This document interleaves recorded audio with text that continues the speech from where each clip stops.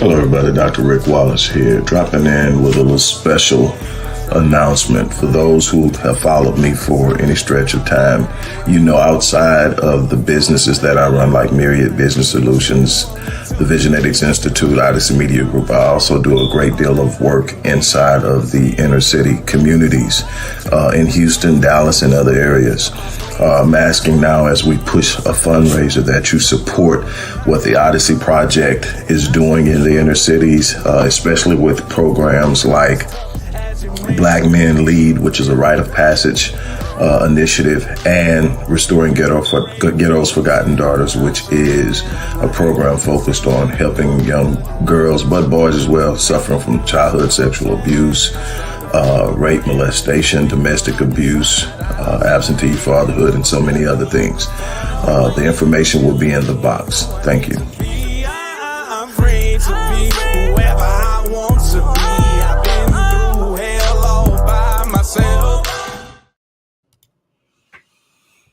Well, hello everybody. It's Dr. Rick. I'm back at you.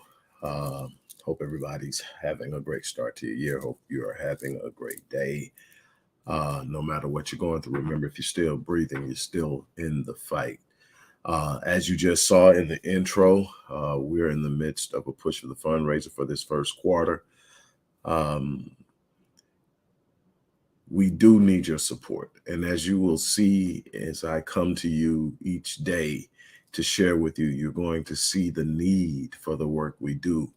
Those of you who have followed me for any stretch of time, you know the commitment, the level of commitment I've shown to the community, the level of commitment I've shown to scholarship, the level of commitment I've shown to research, problem solving, and so much more, and how it has landed in our hoods. We need to expand our reach. We need to expand our capacity to impact what's going on in our world. And we work on that daily at the Odyssey Project. Again, if you believe in the work we're doing, there are several ways that you can donate and support, and they're in the description box. Find the way that works for you and give. Now, let's talk about how 5 Black cops killing a Black man can still be associated with racism in America. To do that, we're going to use many tenets of what is known as critical race theory. But before we can talk about using critical race theory as a mechanism of understanding institutional racism, we must first understand what critical race theory is, because there is a great misconception of what critical race theory is. When there was this big push several years ago to stop critical race theory from entering into the public education system, the big push was creating an idea or attitude that critical race theory was about talking about slavery, talking about the civil rights movement, talking about Jim Crow segregation, talking about it on a historical, social level, and hedging up emotional trauma and perpetuating hatred. And critical race theory isn't a historical notion. It is an examination of institutional realities, policies, statutes, and so forth. So I'm going to give you a real brief history of what critical race theory is, what its primary concepts and philosophy is behind. This isn't meant to be a detailed, comprehensive, or exhaustive explanation. It's meant to give you a basic understanding so that you can see how we are approaching the explanation of the connectivity between this event and racism. Critical race theory emerged in the early 70s as a part of the legal academy. It emerged as an examination of institutional racism in the veins of laws, statutes, policies, and places that could be seen from a legal perspective as being biased in favor of one group and biased in detriment to another group. And so It started in the legal academy. What laws can we look at and say these laws are detrimental to Black people and these laws are privileged and beneficial to white people? Can we find within the legal system, civil and criminal, laws that impact people along the lines of race? And how do those laws benefit or harm people in those lines of race? And we obviously are able to do that even today, some 40 plus years later, still being able to sit up and say that there are laws in place that impact whites and Blacks differently. But eventually, critical race theory bled over into other areas outside of the legal academy. It bled over into institutional racism within the public education system, within private education, within corporate America, within politics, and in so many different other social constructs, social engineering, and so many other ways where policies are enacted. So in other words, can you look at the policies and practices of cities and municipalities and see how their practices that are statute driven or policy driven are impacting different groups differently? And so you can look at, we know for a fact that we can go all the way back to redlining. We can go to benign neglect. We can go to urban renewal. We can look at the ways that policies have disproportionately negatively impacted Blacks on a federal, state, and local level. That's in the legal academy. So then we go off into corporate America. Are there practices within the business sector of the world, of the U.S., in which you can see that Blacks are negatively impacted? Hiring practices. There are studies that have shown from the University of Michigan and the University of Southern California that applications are passed over if the application has an ethnic name on it. So Mary Beth is more likely to get attention over Shaquiqua. And I'm being extreme in this, but any name that can be seen as ethnic and associated with Blacks has a tendency to be looked over. This is a study that's been duplicated, first by Michigan. It was done by Michigan, then duplicated by the University of Southern California, and both found that there are issues within hiring practices and how resumes and applications are being vetted. Right off the top, first thing they're looking at is the name. Many applicants are simply being disqualified and put to the side because of their name, if their name is deemed to be a name of a Black person. And there are a lot of different things that go into that, but at the core of it, that's a policy. That's a policy that you can look at. So what you can sit up and say is, institutionally, we can go down the line and find different policies and practices in which Blacks are impacted as other. So now let's get off into something that is directly associated with us. So we get the idea. You can look in public education and you can find policies where things are going to be benefited. You look in taxation and real estate owning, which affects education, and you'll find out that the practices and how appraisals and taxation is applied has an impact on the public education system. So you can find all these different variables. You can look constantly and you can go down. It's something that I've done for years. And so I see it in almost everything that happens. From the things that we complain about aren't accidents. Now, so what we have to understand then is critical race theory gives true definition and placement to the idea of racism. See, it takes away the ambiguous idea of bigotry as being racist, and it applies specific practices that have the tendency not to impact one person or two people or be carried out by one person or two people, but to be institutionally ingrained on a cultural level, on a statutorial level, on a policy level that is consistently carried out to the point that even when it's not a white person carrying it out, it's still executed and it still benefits the same group. So in essence, you've heard over and over again that don't get enamored with Black faces in high places. Frantz Fanon told us that at the late 50s, early 60s. So we understand that the colonized mind is just as effective as the ingrained white mind. The colonized Black mind is just as dangerous as, or not if not more dangerous than the ingrained white mind. And we have to understand that something that I've often said and I've been quoted as saying is one of the greatest threats to Black progress is a Black person with a white agenda. And so you have to understand that a lot of times the white agenda is being carried out by people who aren't white. Does it mean that because the person who's carrying it out isn't white, that it isn't serving white interests? And that's what racism about. It's about serving white interests. It's really, truly, racism is the gatekeeper of elitism. It's really about protecting the wealthy elite, but using a group of people, white people, specifically white middle class and upper middle class, but even white people who come from poverty are given the idea that they're better than us solely by being white and given certain privileges in society, regardless of socioeconomic status, that places them to think. Something that Chris Rock said, and I want to say it's Bigger and Blacker.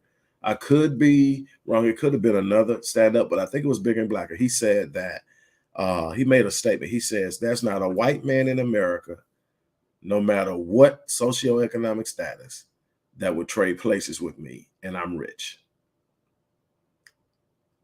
And he was obviously being facetious, but he may be close to accurate. Who knows? There might be a white man that's willing to do it. But as a general notion,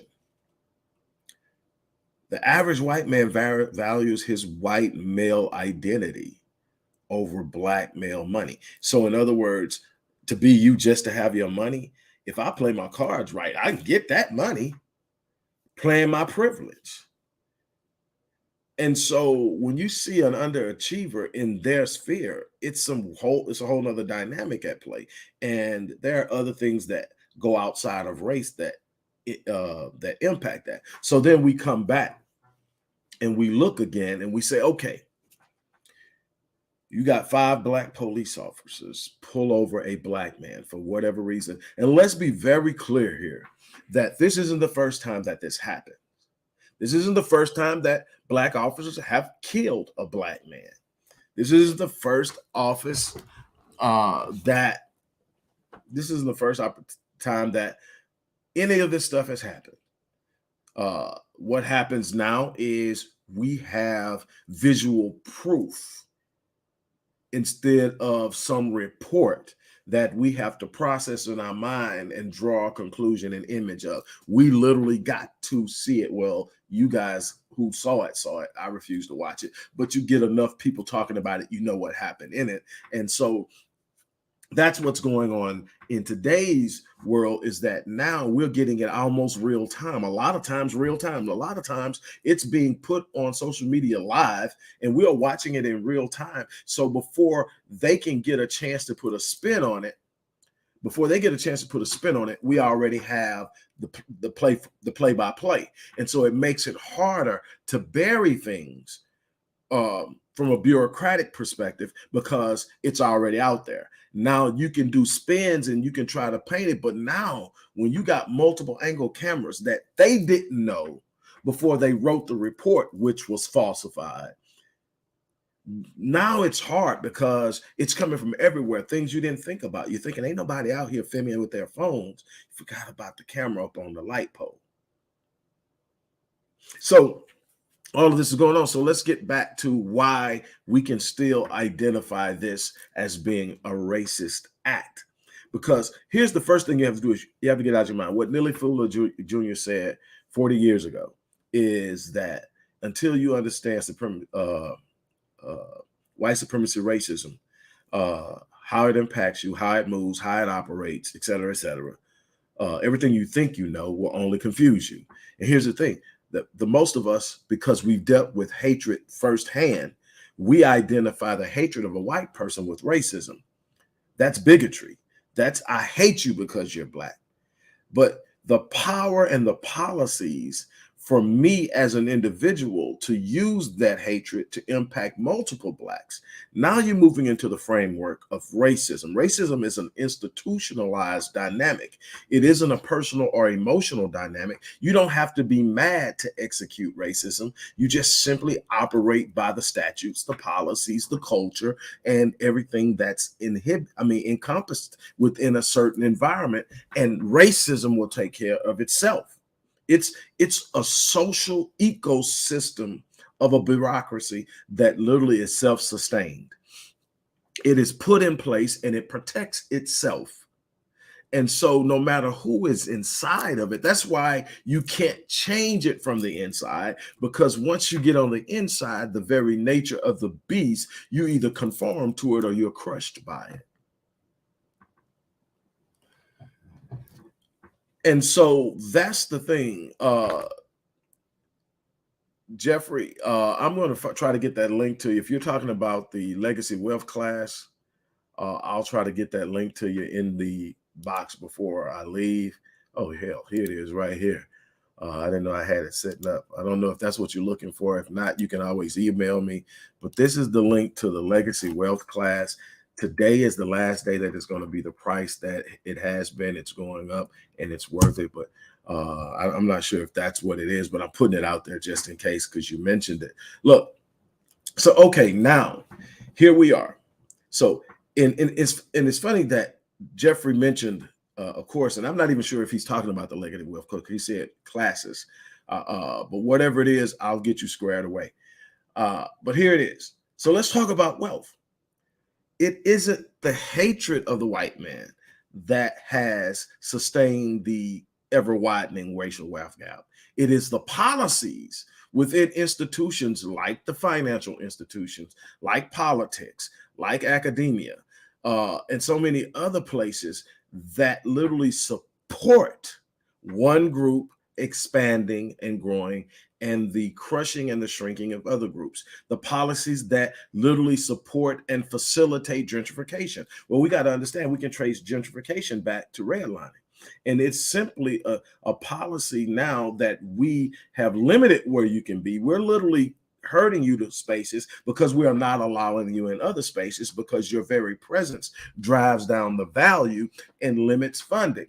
That's what redlining was. Redlining was saying if there's a black family, just one black family in a community, the ability to get funding, the ability to have economic growth in the area is stymied because banks won't give money. So a great deal of hostility between whites, even whites that didn't really have problems with black, came from the fact that they didn't want blacks driving down their property value. They didn't want blacks coming in and limiting their access to business capital, their access to capital to expand and to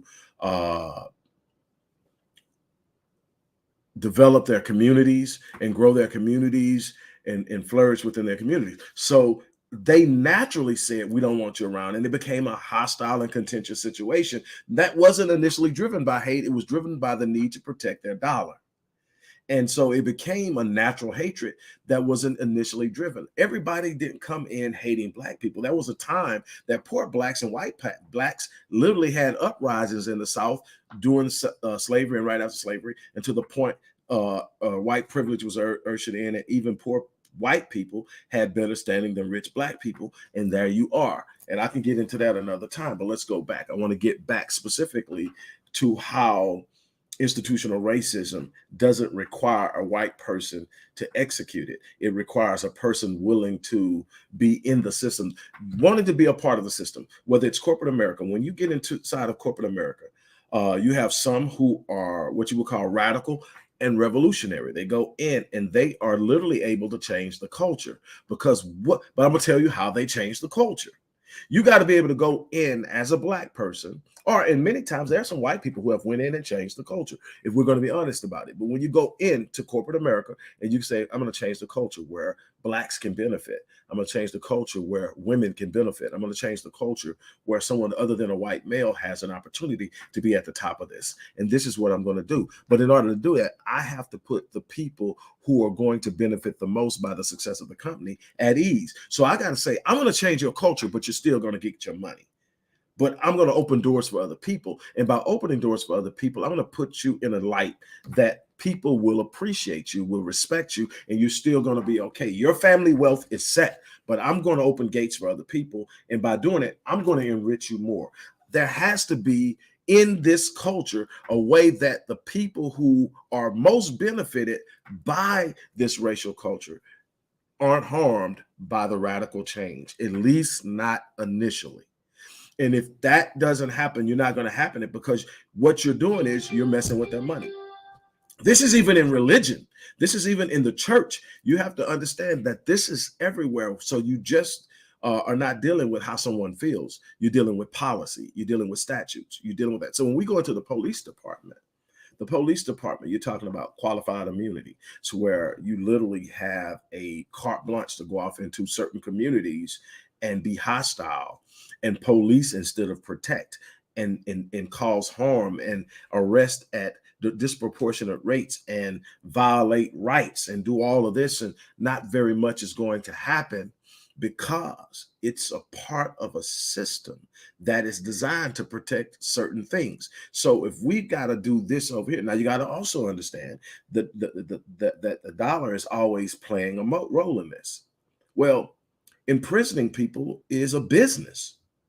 Well, who are we going to imprison? We're going to imprison the wealthy people over here who make the decisions and control the economy and all this stuff. No, we're going to go over here to the people who have no power to defend themselves, people who have no voice, people who can literally be incarcerated for something they didn't do, serve 25 and 35 years for it, and then be found to be innocent and released with little or no compensation in many states.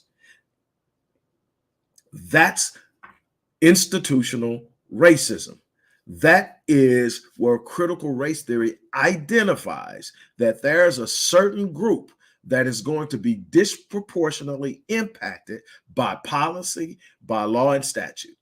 And in this case, you're going to find, when you see, while there are white men who are wrongfully convicted, when you see the story of a person being released after serving 25, 35, 40 years in prison for being wrongfully convicted, and now DNA shows that they weren't the culprit, who are they? Who are they?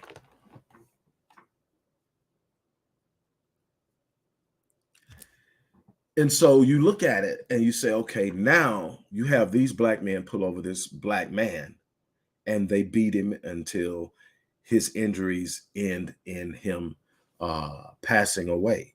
And so the argument, even by some black people, is they can't say it's racism. They can't say it's white cops, so it can't be racism. Racism isn't about who commits it. Racism is about how it's facilitated. How is it institutionally supported? How can I, with great specificity and detail, identify policies that made it possible? And those policies are a part of a system that benefits one group over another. If I can do that, then it's still a part of racism. It's still, and it can be a part of elitism. There are certain things that benefit wealthy people over poor people. That's elitism. But often elitism is hidden and covered by racism, because that gets people emotionally divided, and it puts one group against another group, while the group that's actually benefiting the most isn't really being bothered because they are over here in their penthouse. And the battle is going on normally between lower middle class white people and black people.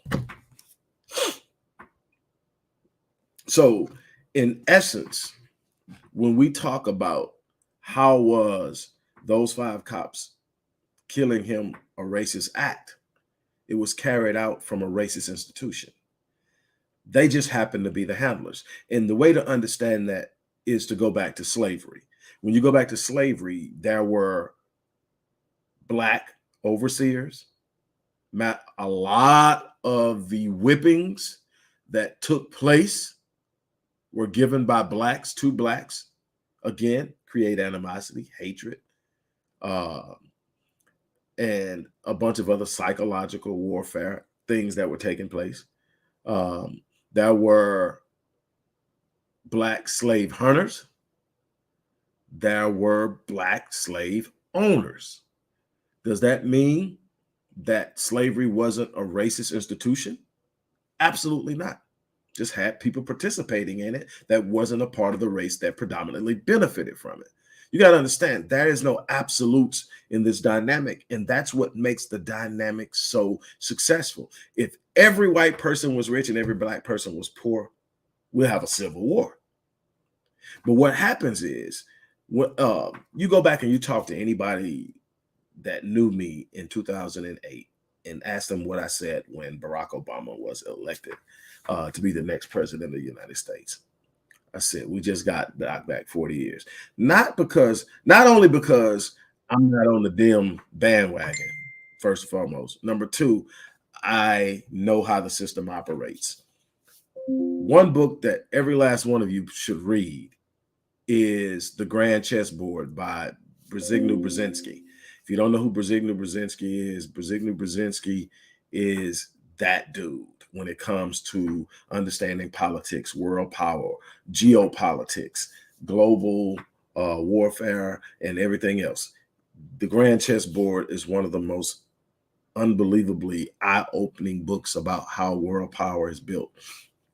But get an understanding of that. But when you sit up and you look, I sit up and I said, we took a step back, and it wasn't simply because I know what's happened under Democratic administrations. And no, I'm not a Republican, not close. Two different wings, same fucking bird, shitting on the head of black people from day one, still doing it, still playing the game. You just got to know who's going to benefit you and get you what you want and learn how to play the game. But we can't play the game because we don't have the power. If you can't put money in the pockets of politicians, you don't control jack. Voting for somebody to get in office and then be controlled and moved and handled by someone who is enriching them leaves you nothing. You feel good. Also, you also got to understand you make up 14% of the population. A situation where you're voting for somebody makes you a person that is a minority in the voting process. As majorities win. So the idea that we're doing something is all an illusion. It's a litmus test. It's one of the ways that they determine whether or not we still believe in the system. Nobody ever gets that. Voting isn't about controlling anything. The people in office are listening to the people in power. And if you're not in power, you're not controlling jack. But look, on a local level, it's a little bit different, but on a federal level, state level, totally different. But look, check this out. So it's not about voting, but anyway, the whole Barack Obama thing. The reason I said that we were set back is because now you're going to hear over and over again, can't holler racism anymore. You got a black president. All of a sudden, America's not racist now because it has a black president. And one of the things I remember was a year after that, he had been in the office for almost a year, and that was this big town meeting hosted by Tavis Smiley. It had the Honorable Minister Farrakhan. It had Michael Eric Dyson. It had Michelle Alexander. It had a bunch of other the top minds within the legal academy, the social academy, political academy. My boy Cornel West was there, and a bunch of other people. And they were going, and they were at this big, it wasn't a round table, it was a big square table, but they were there and they were talking. And it was something that Minister Farrakhan said that totally blew me away. And it sent me back to Brzezinski Brzezinski, because I studied the influence that Brzezinski, who was the person tapped by David Rockefeller to create the Trilateral Commission. If you don't know what the Trilateral Commission is, that's another conversation for another day. But this is what, 1971, 1972, right around the time that they're talking about population control and a bunch of other things took place. Anyway, so Brzezinski Brzezinski's been around for a while. He just passed away maybe 7-8 years ago. But his daughter is in the political field now, moving around as an analyst. But this guy was unbelievably brilliant. So he is the person responsible for the Trilateral Commission. But he also groomed Barack Obama from the early 80s, his freshman year in college, for this. The first time he met Barack Obama was his freshman year in college. And he met him by being introduced by Barack's white uncle, who happened to be a member of the CIA. Whole nother story some other time, we'll get into it. But this is why reading and researching is so important. But anyway, he walks him through all of this. So I understand that this guy's here for a reason. But something that Minister Farrakhan said that really truly just blew my mind. He said, what we have to understand is while we identify with this brother, while we identify with this brother, while we must, as Black people, stand and protect him, whether we disagree with him or not, because he represents us in a way that we cannot escape him representing us. And I'll talk about that a little later. But he says, what we must understand at the very core of it is we have a Black man who was chosen and selected before he was ever elected to handle white people's affairs. You should look that up and see it. The whole meeting was explosive. It was eye-opening. It gave you a lot to think about. It gave you a lot. If you're a researcher and a reader, it gave you a lot to go check into and look into and learn from. And this was 2000. This was 2009. He was elected 2008, came in office 2009. The end of 2009. He had been in about a year, and Black people weren't really happy with what he was doing. They hadn't seen any of the benefits they thought they were going to get by having a Black president. And so it led to this conversation. And that's one of the things that Minister Farrakhan said. He said that we have to remember that this is a Black man who was selected long before he was elected to handle white people's affairs. And he was selected specifically for AFRICOM. If you don't know what that is, look it up. But he made it easier to push that. You got to understand. Think about, you're talking about a senator out of Illinois who was a junior senator. He was a senator not long after he became a state senator in Illinois. He became a U.S. senator, and as a junior U.S. senator, not in the state office of senator or the federal office of senator did he write one piece of legislation. He was a rookie by all stretches. But all of a sudden, out of nowhere, you got to remember, when Barack Obama announced he was running for president, Hillary Clinton was all but written in as the next president of the United States. She had been handed the mantle. She was the golden child. All of a sudden, here comes Barack Obama. All of a sudden, things start coming up about Hillary. All of a sudden, she started losing traction. He started gaining traction, all a part of the political machine. It's the way the game is played. That's why they have the Electoral College. You don't control jack. They're going to put what they want in when they want it in that office. And it's a vassal position in the first place. That's not where the power plays are made. That's not where the power choices are made.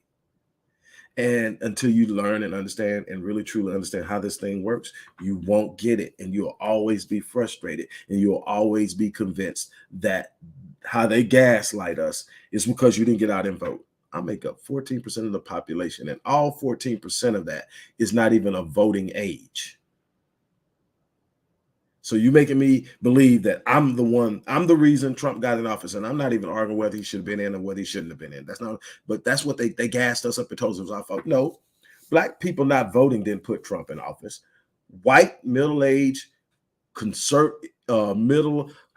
midstream conservative women put Donald Trump in the office. And nobody wants to talk about that because it doesn't match the narrative. It wasn't Black people not voting. Again, we make up 14% of the population. We're not shifting that. It's 48 million of us and 100 and something million of them. So then what was it? Moderate, conservative, white women. Look at the numbers. This is after dude talked about grabbing them by the you know what and a whole bunch of other stuff that you think would have turned women off. But see, that goes to show something else about how this process works. See, Black women gassed up about feminism, about how horrible the men are and how we need to fight for our rights. And they'll get us all gassed up and we'll stay at odds with one another.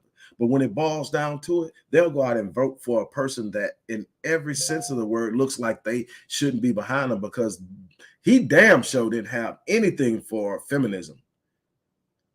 But he served a purpose. He had a purpose. And the one thing is they're going to always vote white before they vote female. But they'll have us gassed and working against one another. And we don't get it.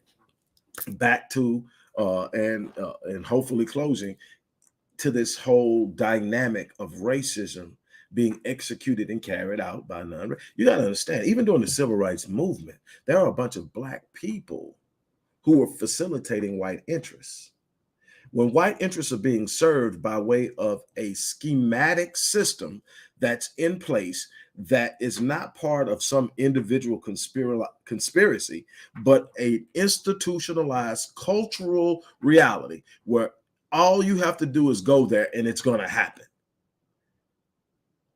When Black police officers are hired onto the force, they're hired into a culture where when they're trained, they're being trained and told what they can do, what they can't do, what they can get away with. And even when it's an unspoken policy, they might not go and say, okay, you can come over here and whoop his ass. And then the next day, they might be trained in a different precinct or whatever. And they say, over here, we don't do that. It may not be said that, but you simply watch what is being done here, what's being done over there over time, and eventually it comes around.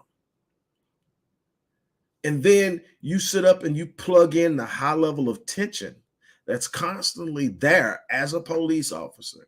And then you look at the type of people who come in, look at the psychological evaluations, and you look at, you have this powder keg that's just waiting to explode. And when it does, you look at how it's handled. Again, if every time a rogue police officer, white or Black, did something harmful to Blacks and they were immediately dealt with in direct correspondence to the level of their infraction, then you could sit up and say, okay, it wasn't racism, it was bigotry. If a white cop, for whatever reason, snaps and shoots a Black dude for no freaking reason, the dude's not armed, not dangerous, and immediately he gets handled. Ain't no sitting at no desk, administrative leave, none of that. You're fired, you're arrested, you're going to sit down and you're going to face charges like any other person, and you're going to actually be held at a high level of accountability because you are a public servant, you have training, and you should know better. We're going to hold you. If that was the case, then you could say, okay, then no, we're not dealing with a racist system. But when you sit up and you look, and the go-to is to cover and protect what is obviously a failure to do what you were supposed to do, and in many cases, criminal. Well, then you have not only a situation where you might have bigotry, you may have something, I can't stand them niggas. You may have that. But then you also have a system that says we will protect you when you do it, because there is a benefit outside of the physical death in you doing it. Let's go back to the end of slavery, Reconstruction, the Black clothed area, and into the early stages of Jim Crow. It was very common for Blacks in the South to be walking and moving about and see a Black person hanging from a tree. The lynching wasn't so much about killing the person that they killed. It was the message sent to everyone else. You don't belong. You don't have a voice.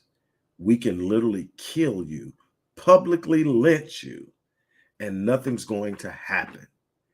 It is a form of trauma, psychological warfare. It's a way of creating a more docile population, and it's traumatizing. And traumatic memory has a way of functioning in our lives and keeping us from doing and being what we're supposed to be. You literally are perpetuating a trauma cycle, and you're doing it with it being sanctioned by a government organization. So you go from lynching them from a tree to shooting them in the back. The first time I ever saw a killing of an individual, an unarmed man, was the videotape from Oscar Grant. And I haven't been the same since. You know, I had read about Amadou Diallo, saw the news. I had read about Sean Bell in New York, shot 52 times. because they said they thought he had a car coming out the morning of his wedding, coming from his bachelor party. Uh, and it was others. And long before that was Mike Brown and all this other stuff, and Tamir Rice and so many others that we have just lost. And the list has grown so long. I saw it, and it shook me to the core, because Oscar Grant had actually tried to de-escalate the situation. He wasn't the one fighting.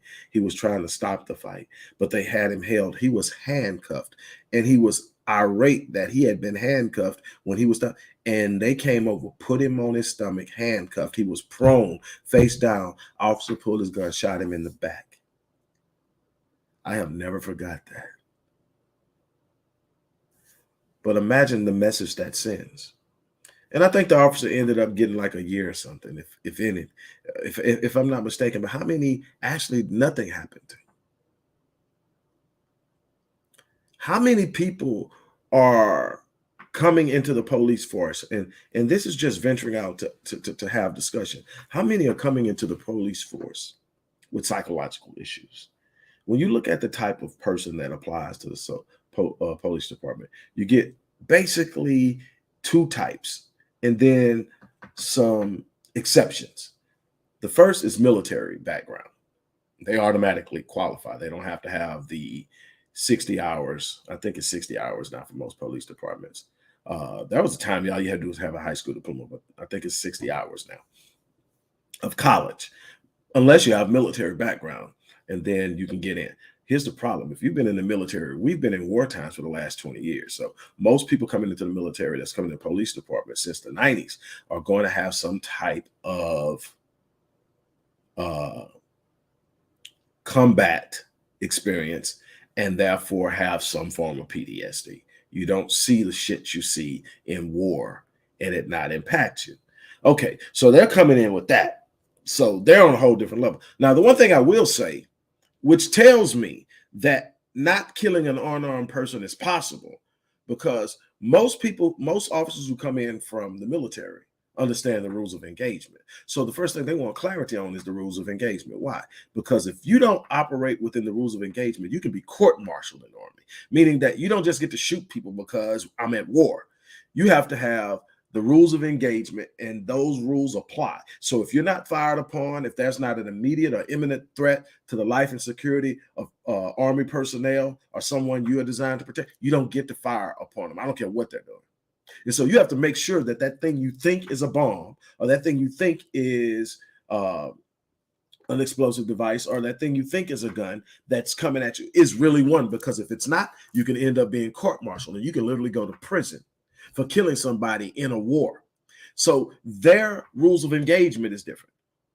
And so they think about it, but that's not the case for everybody else. Now, the other large population of police officers, and this is just my observation and studying and looking at and evaluating and just talking to people. I mean, I spend a lot of time talking to police officers over years. I have conversations with them. I want to know what's on their mind, what's going on. And I don't think every person is bad. I don't think that every person has ill intent, but I do have this problem that upsets the cops in my family and the cops that I actually consider to be friends. And that is, I find it hard to use the word good cop when good cops see bad shit and don't do anything about it. But here's what I can tell you, having one of my closest friends be a former cop, Dr. Michael Blanchard. He spent 2 years in Florida. I could tell you, we're talking with him and knowing others. You don't get to be a good cop and actually call out BS and stay on that force long. Again, the system protects itself. It's crazy, right? Well, here's what I found about the average person who's coming in who's not Army.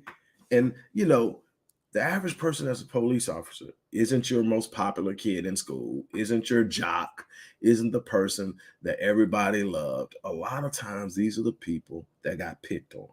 These are the people who were, in some way socially awkward. These are the people who didn't naturally experience power in their developmental years. They didn't just experience the power of being the jock, the power of being the most popular kid, the power of being handsome and voted most likely to succeed and most best dressed, and all this stuff that happens to us over the course of our school careers. These are kids who were probably not handled well, didn't experience a lot of power. Now you put them in a position where the badge and the gun gives them power they never had.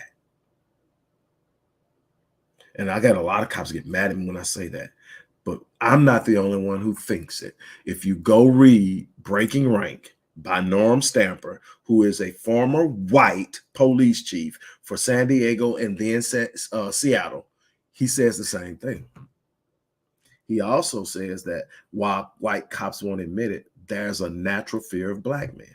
He says, and the bigger and the darker the black man, the greater the fear. He says they won't admit it, but it's there. This idea that black men have supernatural, superhuman strength means that they don't have to be armed to hurt me. That's the way we're portrayed. That's the way we're seen. We're over sexualized. We're over we're given this superhuman. Now, are we more athletic? Yes, that's y'all's fault. That's the result of crossbreeding. If you look, and people get mad at me when I say that, I'm not here to make people smile. I'm here to tell the truth. If you look and you search the last 50 top sprinters in 100 meters, gold medals in the Olympics, gold medals in world championships, they come from colonized or enslaved countries.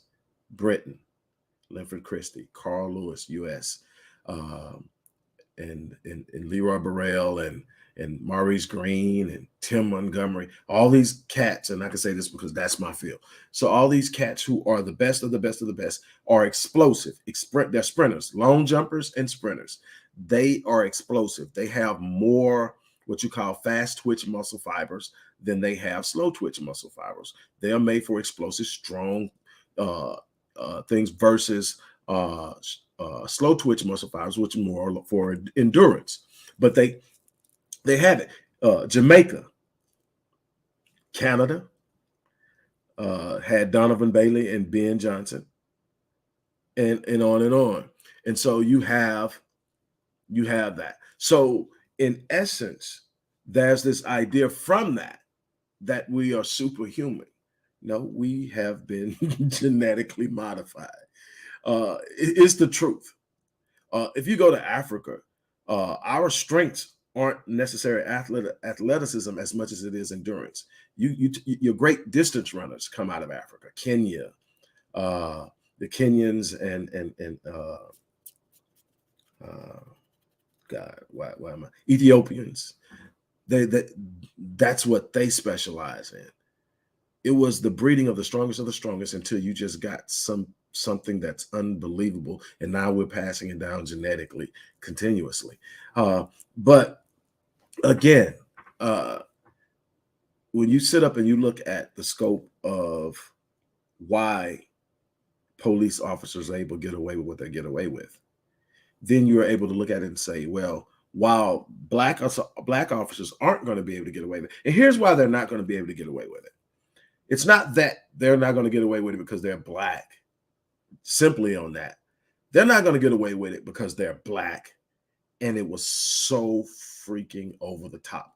So in essence, you had black cops do something that even white cops right now are like shaking their head at. That's the extreme of it. And that's why they're getting handled, because it's nowhere they can hide. There's no way they can go and justify it. There's nothing they can do. They pulled him over. They falsified why they pulled him over. They immediately snatch him out the car and get the banging on him. He jumps up and runs after he realized they're not going to stop banging on him. They catch him and then bang on him a whole lot more. And they had him subdued long before they stopped punching on him and kicking on him and stomping him and spraying him and tasing him.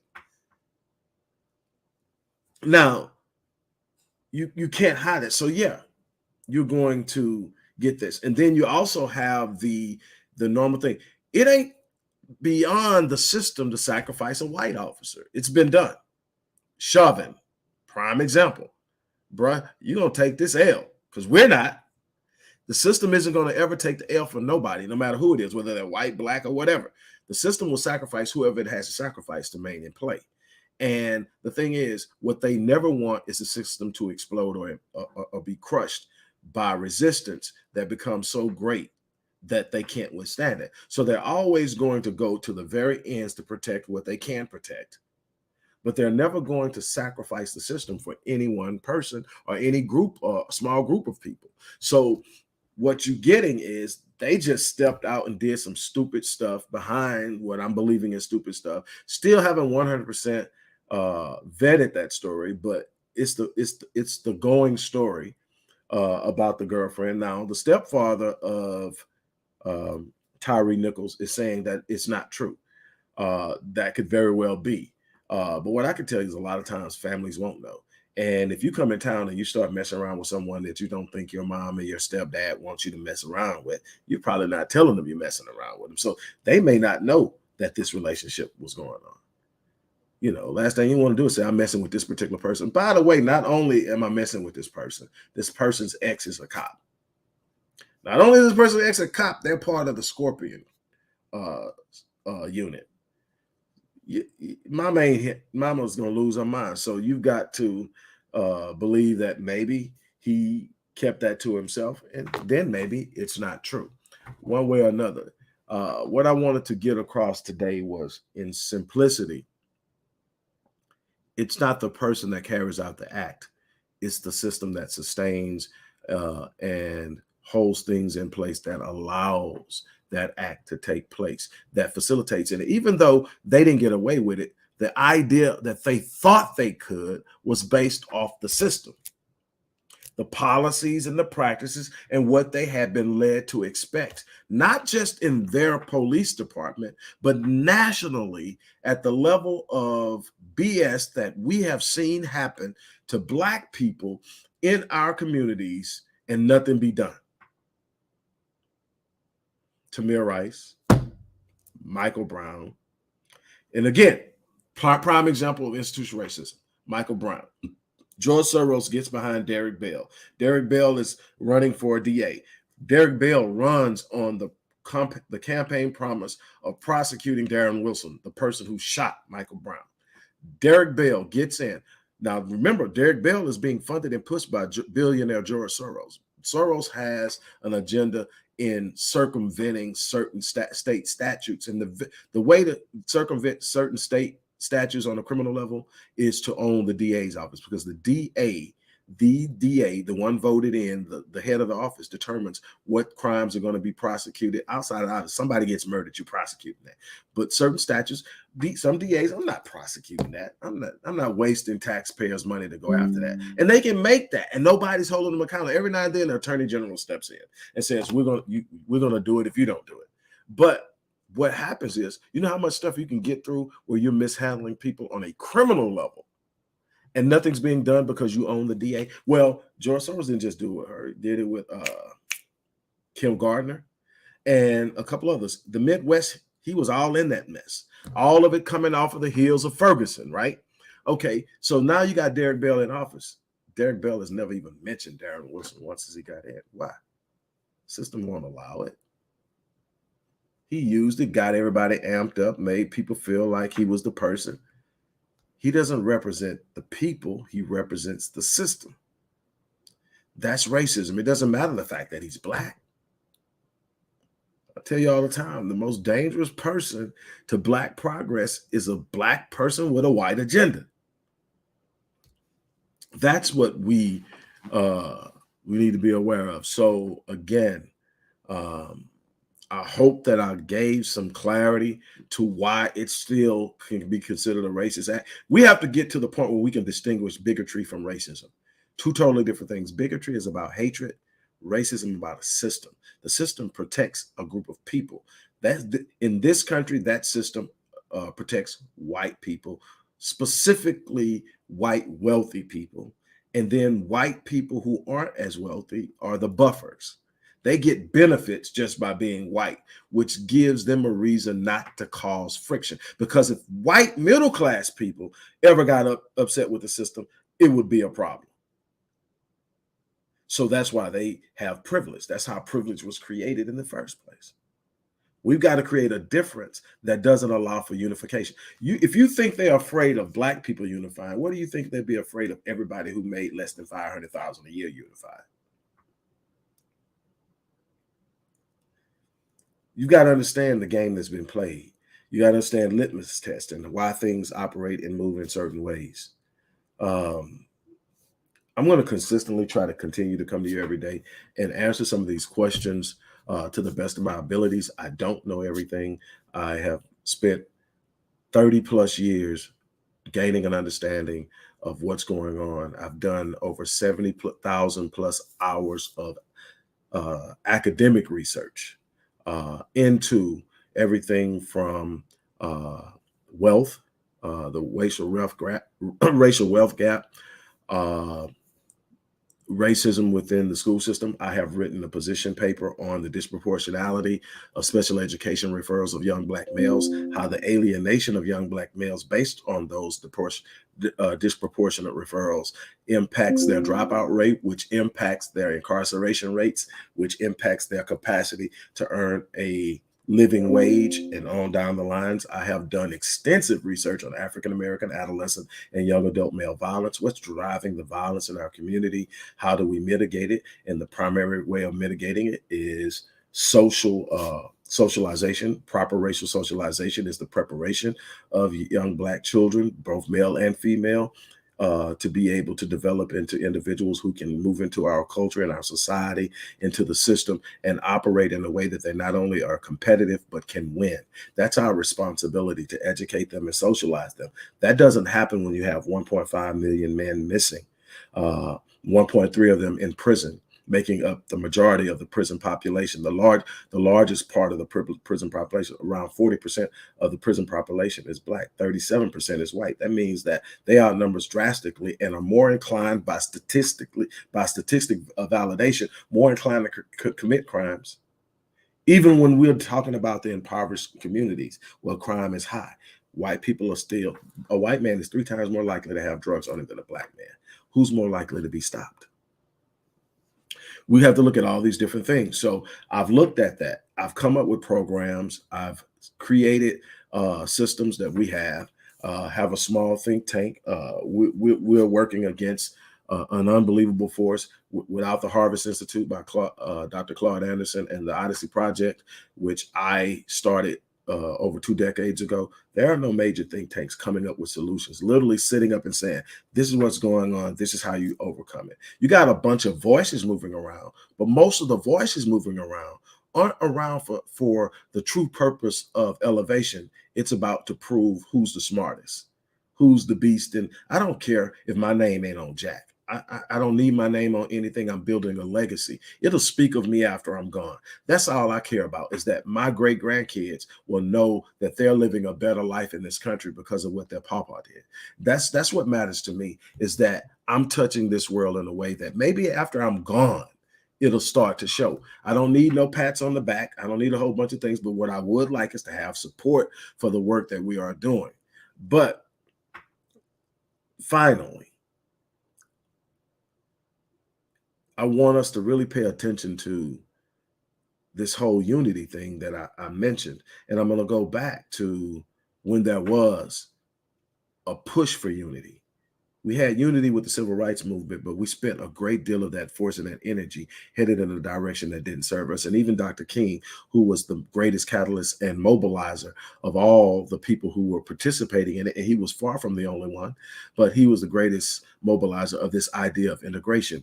And he had to admit that he was integrating his people into a burning house, that without economic stability, without power, without reparations, without the things we need to establish autonomy within this country, being a part of their system actually weakened us. When we sold our movie theaters, when we sold our cab companies, when we sold our cleaners and our shoe stores and our gas stations and all the things we owned within our community that was ours, we sold our wealth away. We sold our economic autonomy away. And we did it so that we could patronize them. So now we're putting ourselves in a situation that the thing we fought for was to put more money into their economy. We literally fought to finance our own demise. We didn't understand it. But Dr. King saw it at the end. And then when he decided to do an about face and reverse, they had him killed. And people said, I'm saying, well, who had, and you maybe heard me say this before. I'm going to share it with you. When I say they had him killed, I mean the U.S. government had him killed. This wasn't no James Earl Ray, racist, bigot, whatever. This was a move by the U.S. government that says he's now a problem. He has to be eliminated. And you're saying, Doc, now you're becoming a conspiracy theory. No, I'm just telling you what a U.S. jury in civil court found in 1999. I read, I research, I learn. Here's what happened. Once Martin Luther King realized that integration wasn't what was needed. It was economic stability. It was the underwriting of Black wealth that needed to be done so that we could sustain ourselves. He started to push for it. It became a fight. He started talking about going back to the Capitol, but in this time he wasn't talking about having a dream. He wasn't talking about little Black girls and little Black girls and little Black boys holding hands with little white girls and little white boys in harmony anymore. That wasn't what he was talking about. He said, we're coming to cash a check. One, you have been in default of, we're coming to get our money. And so here's what happened. The U.S. government contacted a gangster in New Orleans, a mobster in New Orleans who had been turned. He was an informant. So he was allowed to remain free and do his stuff, but he had to pay homage and do whatever he had to do whenever the government wanted him to. And they came to him and they wanted him to get rid of Dr. King. This gangster contacted a hitman in Houston, where I live and reside right now, where I grew up and have returned recently to live. And that hitman set up a plan. Now, it was understood that he was going to be in Memphis. It was understood where he was going to be. It was understood what room he was going to be in. So now we're starting to understand that there were people on the inside that was aware of this. There were people walking side by side with him that made sure he was on that balcony when he was on that balcony. Now, the crazy thing that I got from watching this trial was videotaped, by the way. It happened in 1999. The King family sued the U.S. government for being complicit and culpable in the death of Dr. King, is the way that it played out. Short of it, they won. They won the suit. The U.S. government was found guilty. Let me tell you the end of the story now. This hitman goes to Memphis to kill Dr. King. What is crazy is at the same time the hitman was there, the government already scrambled a special forces unit. Nobody ever had to say who they really were and what they were doing operating on U.S. soil, which they shouldn't have been. But they had scrambled a U.S. Special Forces unit that if the hitman didn't do it, they were going to do it. So Dr. King was done. It was a done deal. And the U.S. government played a role in it. Now, this isn't me making it up. Go look it up. Go look it up. In 1999, the U.S. government was found to be responsible for the death of Dr. Martin Luther King. That's the kind of games we're talking about. That's the kind of depth we're talking about. That's the kind of things we have to be aware of. But when we go back and look at that same time, I'm talking about unity again. There was the Black Nationalist Party. There was the Black Panther Party. And the FBI created COINTELPRO to disrupt all of that. And the reason they did it was evident in J. Edgar Hoover's response when asked what was the greatest threat to national security. With all the enemies the U.S. had, as close as Cuba, as far as the Soviet Union and China in the Middle East, his response was Black unity.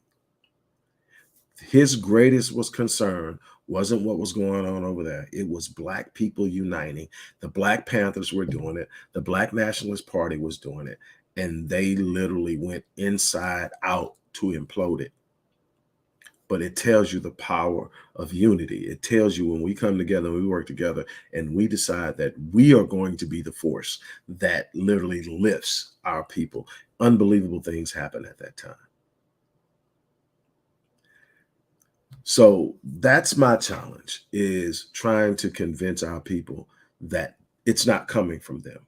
You're never going to convince a morally corrupt society, a morally corrupt system, a morally bereft culture to respond to you based off of moral demands. It wasn't moral. This country was never built on morality. Let's go back and think. First of all, this country was settled and the natives moved and pushed back by criminals. These weren't the people that the British held in the most highest regard. These are people they really didn't want to deal with, that they sent over here in the first place. So those are the ones that were the anchor in the origin of the stuff that's coming here. So we start there. That, then look at the things that were done. This is a country that built its economic prowess on the backs of Black slaves. And then when the demand to release the slaves became evident, and it wasn't, and let's be clear about this, Abraham Lincoln didn't do what he did and become the catalyst that he became and work with abolitionists because it was a moral thing. He did it because of the love for the Union. And he understood that if he didn't do something to break the back of the South was becoming so economically powerful because it was using free labor to advance its wealth in a rapid fashion, that they would lose the South and the country would split, and it wouldn't be as powerful and as strong. His vision for the Union was what caused him to free the slaves. The slaves being freed would cripple the South, slow down economic growth, and give power back to the North. So let's get that straight, first of all. But again, all of this stuff is playing out. But even after free, it's not like they came and said, you know what, we really handled y'all wrong. Now, Abraham Lincoln said, hey, look, we're going to have to give them something. If we turn them loose, we got to give them something to hold themselves together. We're going to give them 40 acres and a mule. He gets assassinated. Johnson, I always get them two Andrews mixed up, comes in office and kills it. Takes over the presidency. Say, hell no, we ain't giving no damn 40 acres and a mule. Are you crazy? You got to understand. They've been doing all the work. They have all the knowledge about planting, about cultivating, about growing, about building, all of the stuff. If we're going to have an infrastructure, they build it. They're going to be the ones paid. They're going to have the companies No. We can't underwrite that. Then they followed the 12 years of Reconstruction up in the South with another 20, 25 years of black codes, where they told you what companies you couldn't own, what jobs you couldn't hold, the fact that you could not buy and own property in most of the geographical locations. So at the very best, you were going to be a tenant and a renter. Then they ushered in that same environment, sharecropping, which basically puts you back on the plantation, but you could go in as you please, but you had to work the field and you were getting paid bare minimum enough after they cashed you out every year on what you owed for what you had to use that they gave you credit on, and you had to work it out, you broke even. My great-grandfather who reared me, my grandmother's father adopted me. Him and my great-grandmother adopted me. And he was the son of a sharecropper born in 1909. He had to drop out of school in the second grade at 7 years old, just to make ends meet. His hands were needed in the field. That's what happened to us. This country wasn't built on morality. It was built on greed. And greed is still running this country. And so what we're going to have to do is determine what we're going to do to insulate ourselves from their treachery, from their greed. We're going to have to decide ourselves that we're going to give ourselves what we need. We're going to protect our children. We're going to properly socialize our boys. We're going to heal the trauma.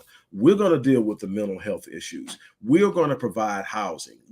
It's going to be up to us. And don't tell me we can't do it. We spend $2 billion a year on Jordans. We spent another $573 during the holiday season. Yes, 573 billion with a B, just during the holidays. 2 billion a year on Jordans. We are in last place on the socioeconomic level. They have 177,000 in median household wealth. We have 17, and we outbuy them buying Mercedes-Benz 2-1. So don't tell me we don't have it. We can't get behind programs. We got to stop trying to prove we belong and start building something we own. When you own something, you don't have to prove you belong. You just live in it. You just work in it. You just use it. You don't need to prove anything. We keep trying to prove to them that they should accept us. No. So that's it for today. I want to thank you guys for stopping by. Again, we're in the middle of a fundraiser. If you want to show love for the work that we've been doing for, like I said, over 2 decades, research, think tank, programs like Black Men Lead, programs, mental health, wraparound services for male and females, intimate partner violence, domestic violence, therapy, and rescue. We also deal with a lot of other issues with the legal system. If it's a problem going on, we get called about it, and I do whatever I can to make my presence felt. I don't have the clout of a lot of people, but I have the heart of a lion, and I go in and I don't put bones down. Once I get my mouth on something, I'm dying or I'm going to get what I want. And that's how I'm going to live my life. I'm going to live my life on full. And I'm asking you to support the work I do. Look in the description box and give. I don't know if Jeffrey's still on here, but I hope Jeffrey got the link that he asked about and he was able to get that class going. This is the last day to sign up for the Legacy Wealth Program, which is an intense course on wealth building. Everything that the wealthy use to grow wealth is in there. It's brought out in my book, my 25th book, which I just released the revised version on at the beginning of the year. All this stuff is in there, but it's broken out in this course step by step. It's intense. It's about a 24-month course in 6 months. And it's going to go up in price in order to facilitate the way we're going to dispense it moving forward this year. If you want to make a part of it, if you want to be a part of it, you want to take advantage of it, it's there. It's up to you. But he asked about it, so I put the link in the box. Let me put it there again, just in case you can't see it. So there it is again. But go into the description box, and there are 3 different ways that you can give. Find the way that you can. Show some love and support for the work we do. Stay tuned, because I'm going to keep this stuff coming. There's so much. I'm probably going to talk about the 2-party system tomorrow, because the whole Democrat-Republican thing, I want to break that down for you. Because you talk and you get 90% of us voting Democrat. When we were freed, we were almost 100% Republican. And very few of those 90 who vote Democrat can tell us what happened to switch that. And very few can tell us why we vote 90% Democrat, when very few of the core principles and values of liberal thinking is along the line of the thing that we identify the most with, and that's our religion, which is Christianity in predominance. And so how are we dealing with the conflicts of that? I'm not telling somebody what to do or what to choose. I don't choose any of that. I choose what's best for me and my family.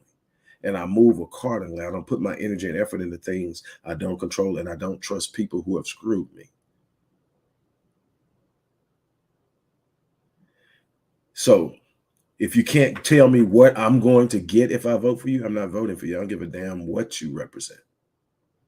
I want it on paper. I want something I can hold you to. I want something that when you don't do it, I can come back to you and hold you to it, and then get with my people and say, we're not voting for you again. Get your ass up out of here. Who's the next person in line?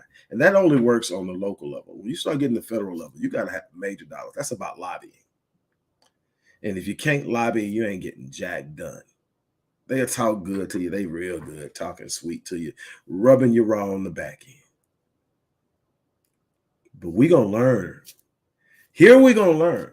This isn't the place to come with the sensationalism. Every time we're going to have a hot topic like this whole thing with Tyre Nichols. But this is where you're going to come and you're going to get substance. You're going to get fed. You're going to learn something, because that's the thing that's keeping us back. What Kim Kardashian and Kanye doing don't feed us. Don't feed us.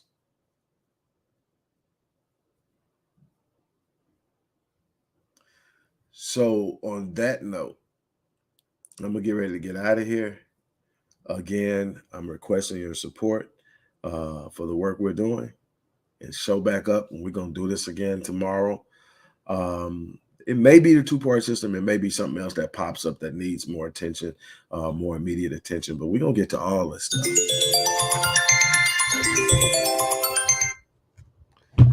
And on that note, you guys have a great day. I'm out of here.